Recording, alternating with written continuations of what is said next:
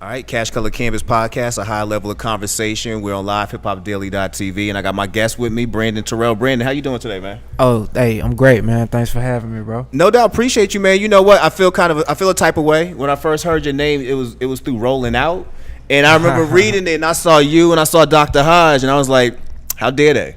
How dare they bypass Cash Color Cannabis? Well, I didn't have anything to do with it. No, I'm joking. Shout out to Yvette. Shout out to Yvette and everybody over there. I know what they doing. Like, they doing a great job. Yeah, it was all a blessing, just being out in the market, networking with people. Somebody made an intro, and I'm happy to be here, man. I'm glad you hit me. We've been communicating for some time. For sure. And I want to congratulate you, man, on the wedding. And, appreciate that, man. On the 1 year. So, am I the first guest in the season? You know what? After, I guess so. Like, you are now the Chris J. You know what I'm saying? Like, you're now the Chris J of season 2, I guess, man. Well, I appreciate that. Thanks for being first guest of season 2, man. Yeah, let's get into the conversation before we start figuring out really and breaking down Treehab. What was your first experience with cannabis? Like, talk to us about that. Like, how did you find yourself even anywhere close to where we at now? Well, I'm from the Gump. I don't know if anybody That's here Bama, knows. Man. Yeah, Montgomery. So hey, I think majority of the people that you meet, everybody's had some experience with marijuana, cannabis, however you frame it. And growing up, I was exposed to it, obviously, in my neighborhood. I was under the impression that it was a bad thing. That's what we've been. Yeah, of course. Yeah, that's what we've been educated to know. And of course, in certain circumstances, there were scenarios where it could be perceived as a very negative thing, and I felt like if that was something I was associated with, that would probably lead to me not being able to achieve my goals. And to be here today is just crazy. They lied to you, bro. They lied to you. And it took this year for me to really understand and realize that, and for me to be in the situation I'm in today, where I'm educating people about marijuana, is just completely unbelievable. Yeah. All right. So I know you actually went to Alabama A&M. During your time at A&M, did you learn anything about I guess cannabis, or did you learn anything about the business of cannabis itself, like while you were down there? No.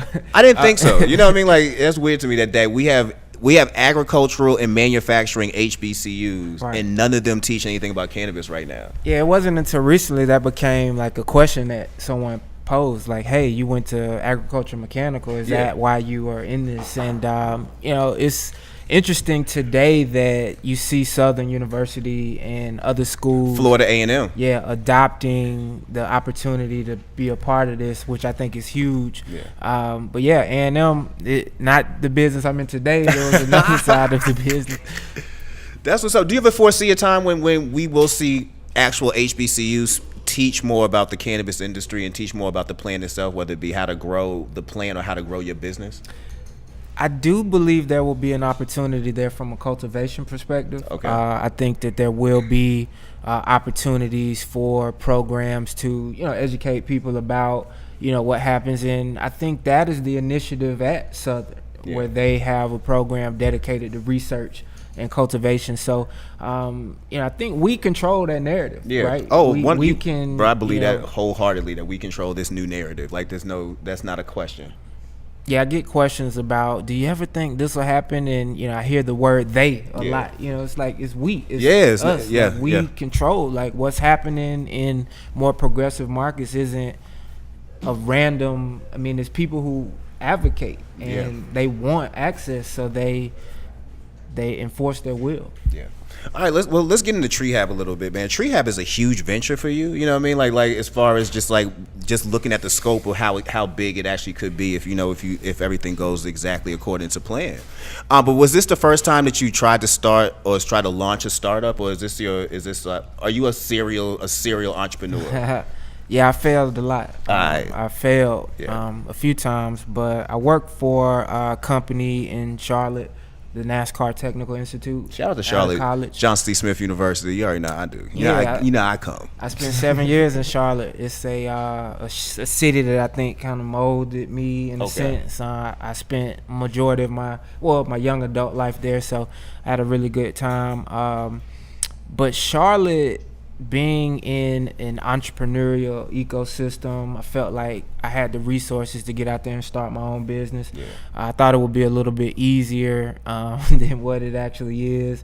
You think if you got a good idea, you got support, people will be willing to invest in you, and that's just not the case. That's not the case. So I had to learn the hard. Well, I won't even say the hard way. I think everything that I've experienced to date has led me to the opportunities that I have today. So I began a company back in 2014, Nomadic Technologies, and went through an accelerator program, City Startup Labs in Charlotte, which is a program for African American males between 18 and 30 who have ideas very similar to a Shark Tank, where they put you through a program, and at the end of the program you get to pitch your business, and I was actually one of the winners. So I was able to take that victory, some funding, and move my business forward. Worked for a company for a year or two, and decided that this is something that I really wanted to dedicate myself to. Okay, that's what's up, man. So you could say that from your failures, you actually learned how to be successful now with Treehab. Well, I knew what I needed to do. I won't say I have the recipe for success, but early on I felt like, hey, I can just have a good idea. People will be willing to give me money, and I'll take that money and develop my idea. And that's foolish. Right. And that's foolish. Yeah, so, in reality, you need a team. You need a solid idea, some sort of product market fit, a huge market, and I think you have to show some signs of success. And that didn't happen for me. So I found myself, like, what am I gonna do for money? How am I gonna? So I took a job. I worked for a startup in 2016 that I did very well with. Was able to make money, and at the end of last year, I said, what can I do to what industries are moving the quickest that I can invest, or that I can utilize my experience and really take from there. And the cannabis industry was growing so fast that I knew there was a way to play this industry and get investors involved without actually touching the plant, which wouldn't be possible like here in Charlotte where I was, or in Atlanta. Not, of course. No. Living in Charlotte, I'm like almost, you walk, it's so easy to get arrested. Yeah, man. But I might show y'all some of my mug shots from Charlotte. Like, it's so easy to get arrested in Charlotte. Like it's yeah, it's yeah. So what exactly is Treehab for those who don't know about the brand yet? What exactly is Treehab? Well, it's interesting you asked. I've told this narrative maybe 1,000 times, and it's evolved every time that I'm able to discuss it. But I started out wanting to, create this network where people could, defeat or change that stigma that a lot of individuals have about what the cannabis industry is. And as that evolved, I realized that if we were going to do that, we needed to find people who would adopt earliest, and those were people who needed the most, which are qualifying patients. And the reason why cannabis has been legalized in very limited form here in Georgia is because there are people with the real need. And although the low THC oil is a start, it opens the door for future conversations about a full ecosystem of like dispensing and cultivation. So I began looking at markets like Florida, where there were a lot of people who qualified. Older generation. Right, yeah. A big majority of medical card holders are elderly people who want alternative medication, who really want to, eliminate prescription drugs. So I met a bunch of physicians, I met a bunch of brands, I met a bunch of people who were, really active in the space, and said, what can I do to help support you? And everybody's main challenge was marketing. Like, even the doctors here in Georgia are having trouble reaching their audience when there's a really large market here. So I felt like with my marketing background, my experience in technology, we could create this network that would take the time consumption, make it very convenient for patients to find doctors, us to have content like what you guys create. I think it's very important that people know the benefits of cannabis, and it's up to us to do that. No, I truly agree with that, man. Because and you also hit the nail on the head when it comes to marketing.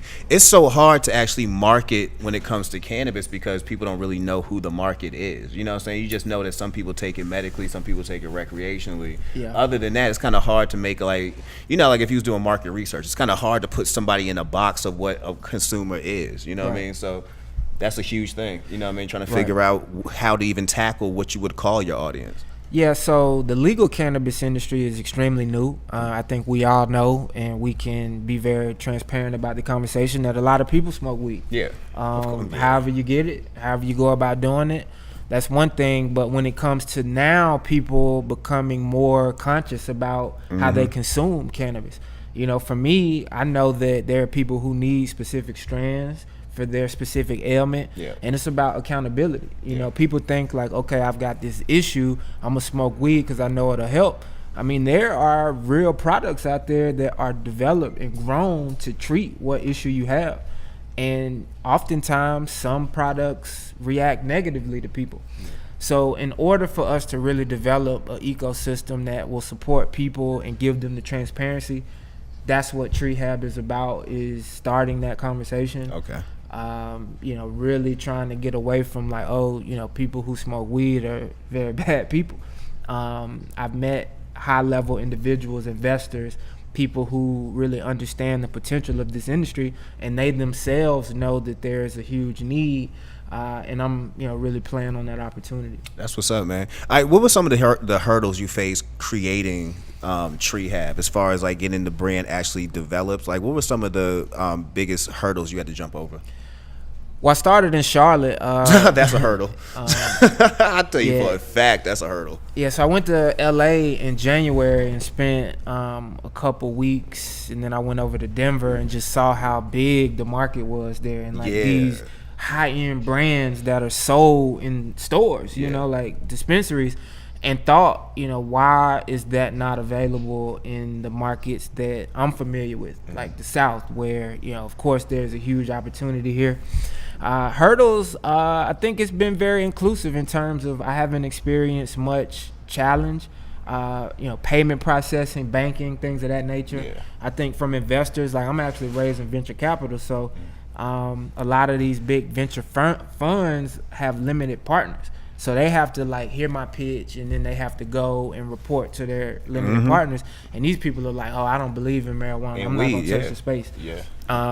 But if you look at the numbers, and it's a huge financial opportunity, but when you talk about how much people spend on this market, it tells you the potential of a fully fledged, ecosystem where you see just like alcohol, pharmaceuticals, how they're dispensed, how they're branded.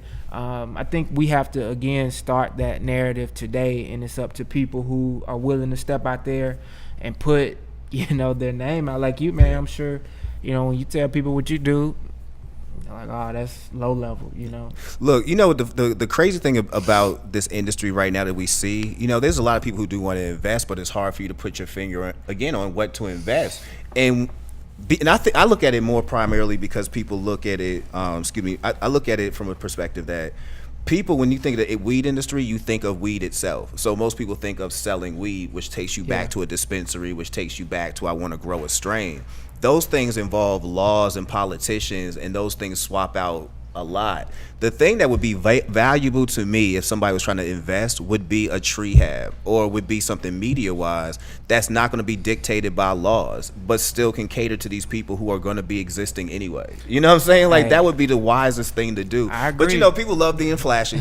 Can't stop them from doing the cool thing. I agree. But I think that comes from a place of, I use the word ignorance for lack of a better term. I mean, it is. When you talk about people seeing the cannabis industry, they think dispensary. Like, that's the only aspect to this industry, right?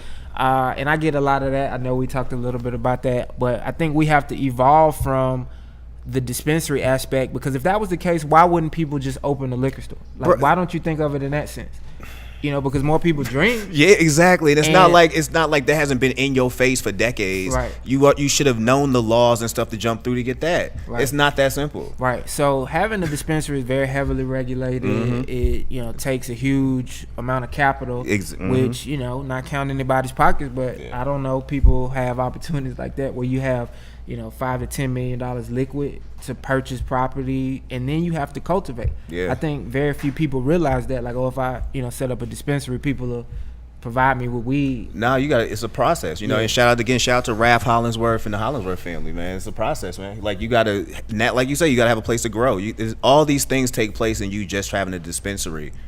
Right. Then you Treehab, and it's really you just kind of connecting the dots. Yeah, and if you talk to people who have dispensaries, you'll hear about their challenges. But for me, like I said, I wanted to play in the space where it was, tech oriented, where we could scale and really reach everyone. And even with the Treehab scenario, we want to be able to eventually, like a Scott's Miracle Grow, if they ever play in this space, from a cultivation perspective, their brand isn't segmented to one specific aspect of the market. No, fertilizer. Yeah.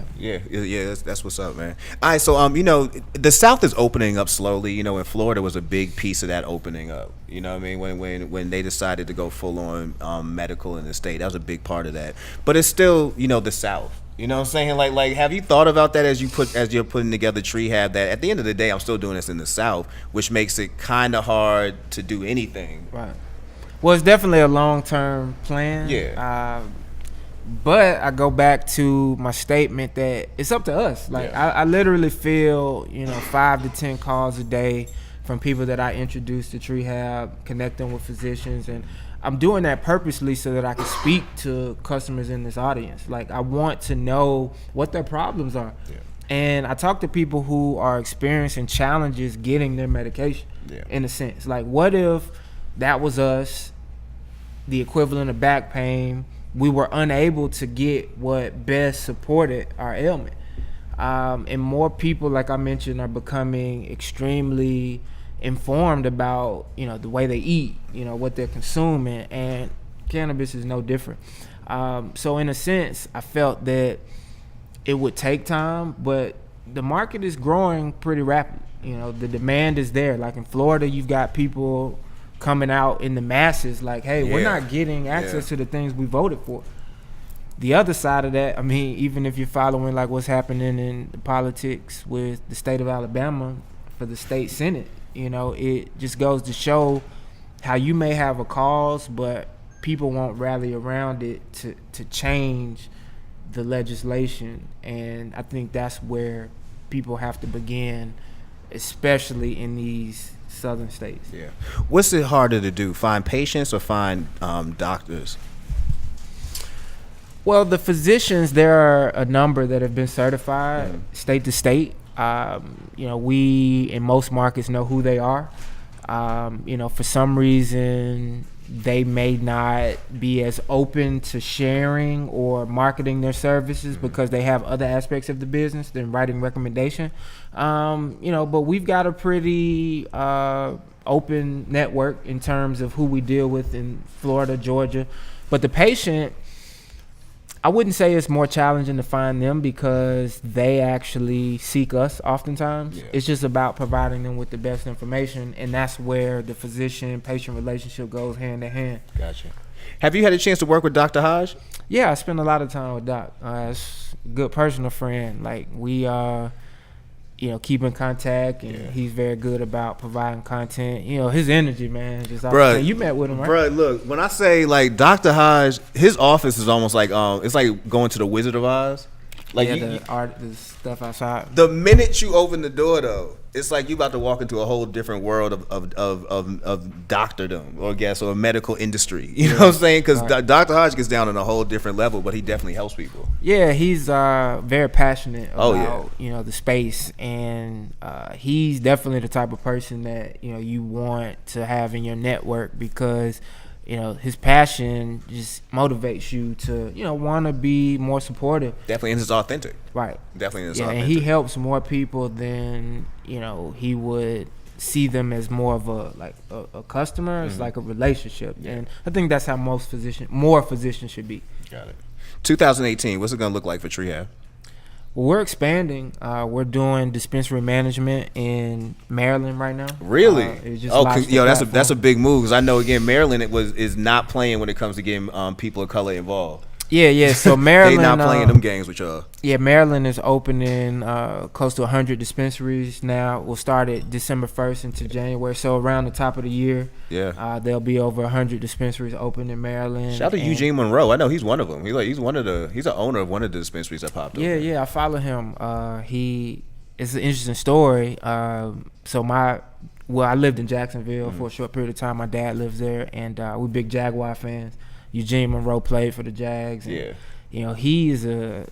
he's an interesting example because he's a huge, I think, offensive lineman. Yeah, he's chiseled now too. You seem like he's about to do UFC or something. Yeah. He's a huge advocate too, for cannabis, obviously, and he's got a dispensary, I believe, up in the Maryland area. In Maryland, yeah. He's I want to say he's not the sole owner. I want to say he's a partner, but definitely he's involved. So Maryland's a good place for you to be in. Yep. So we're doing work there, and also launching. I'm looking at a few other opportunities in terms of partnerships with content creators. There are some people that do some really great content creation out on the West Coast, and we're getting recognition, just continuing to expand.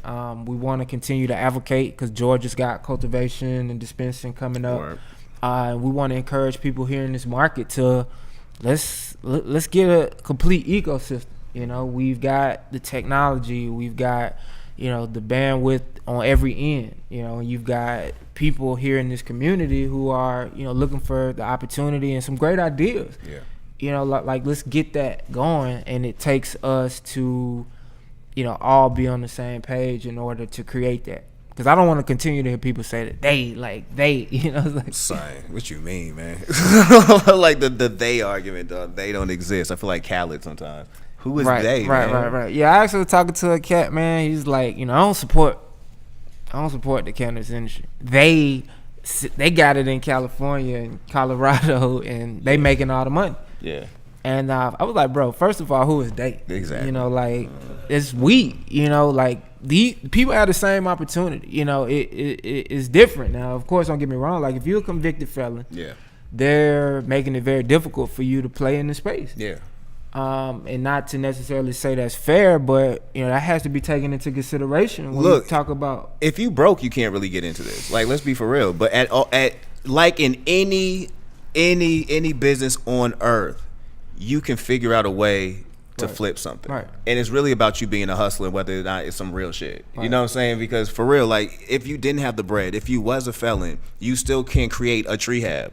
You know what I'm saying? Like, it just means you can't be inside of it. You know what I'm saying? Right. Like, I agree, you can man. do tons of stuff. Like, when you people, like you were saying about the they, it's like you're cutting yourself short. Like stop. Why would you stop yourself from looking into other opportunities in this whole industry? Like, this is the only thing you can do is hold a bud. You know what I'm saying? Like, I'm bigger than that, kid. Yeah. And you hit it on the head, bro. Like, that's exactly the mentality that we should have. Because I'm sure you get a lot of questions about, hey, what's going on? What is the potential here? And for me, I knew that there would be an opportunity, and nobody can stop me from doing what I want to do. Like, in terms of with this industry, I'm not gonna let that prevent me from playing in a space. I think I'm creative enough to do it.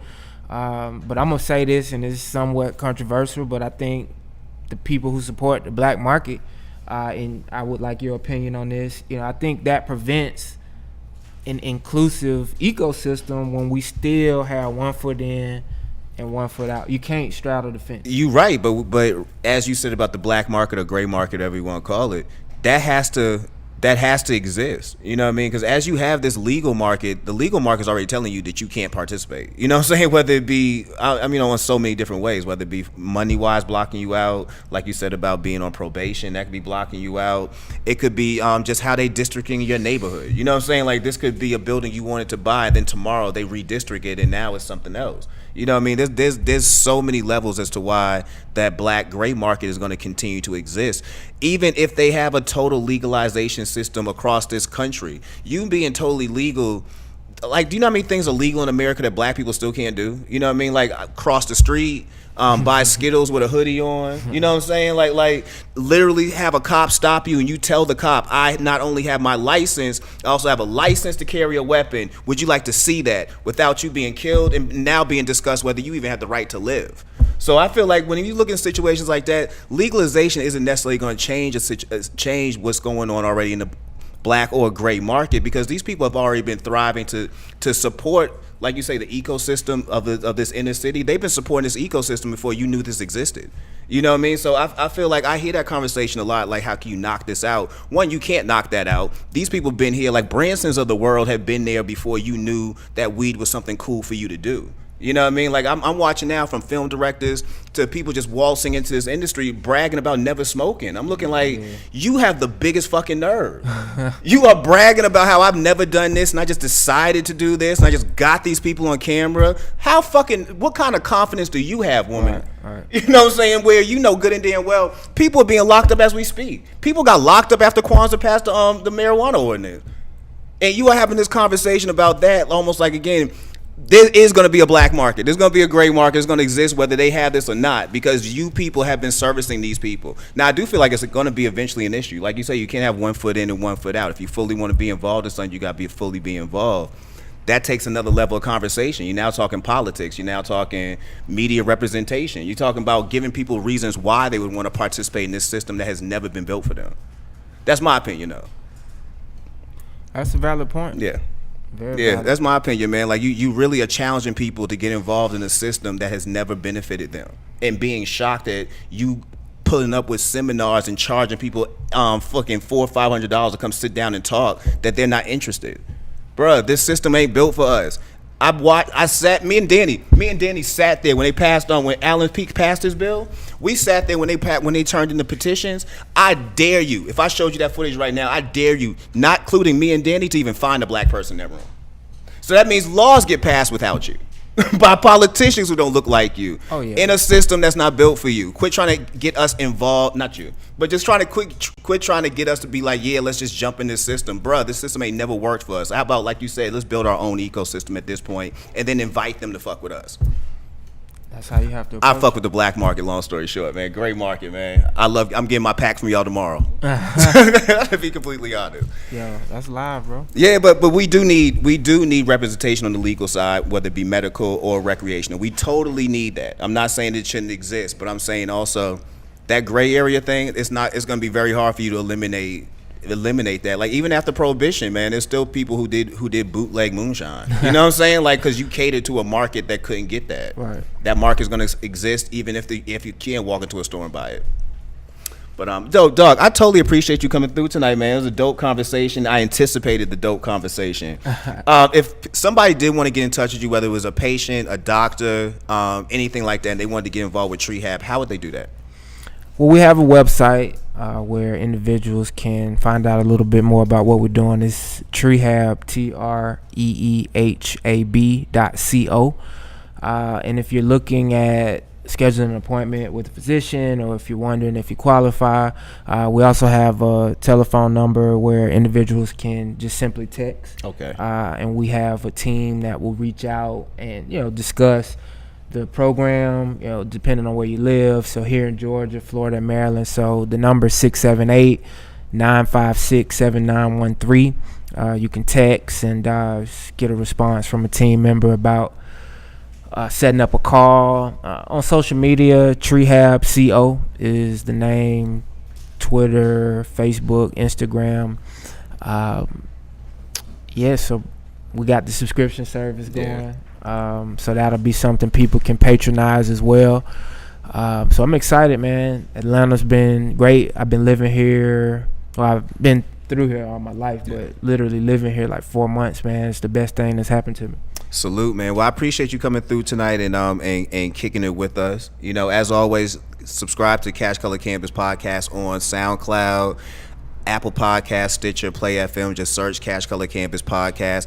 As always, get the Live Hip Hop Daily app if you want to watch the show easier. You know what I'm saying? Go get that Live Hip Hop Daily app. Tune into us every Tuesday, 9 p.m., except for next Tuesday and a couple Tuesdays after that, because we ain't going to be here. It's holiday break and all that. But we're going to be back here soon, man. Matter of fact, I've already lined up 2 guests for January. It's going to be ill. It's going to be ill. We're going to talk law. I got to bring a lawyer through, and then we're going to talk about some whole lot more weed shit, man. Whole lot of weed shit. Whole lot of it, man. So thank you for coming through, man. I appreciate your time. As always, Cash Color Campus Podcast, a high level of conversation. We on LiveHipHopDaily.tv. We out. Appreciate it.